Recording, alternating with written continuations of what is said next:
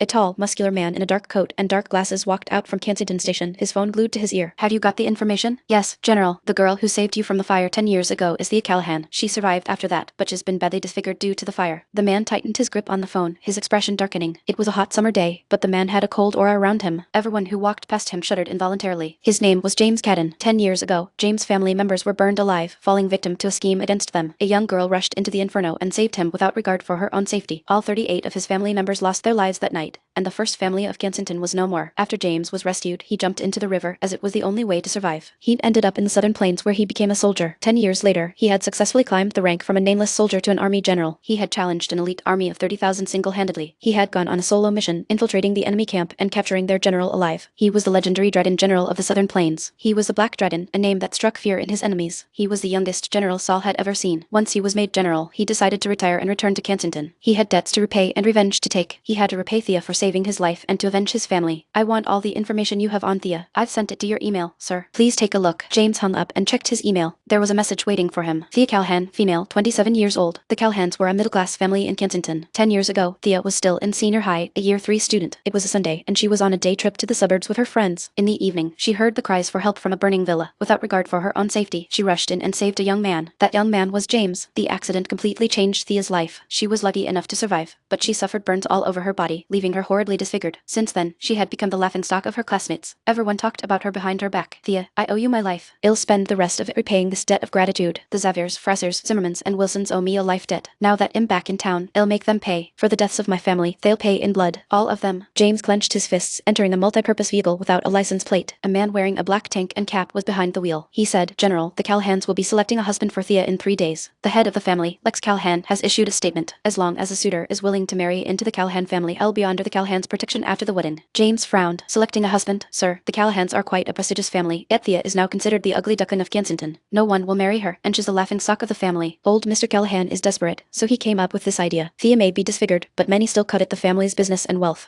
With that as an incentive, they would be willing to marry into the family. Every important family member of the Callahans was in attendance in the Callahans' villa. Today was the day Lex Callahan would choose a husband for his granddaughter. After a meticulous selection process, 10 suitors had made it to the final round.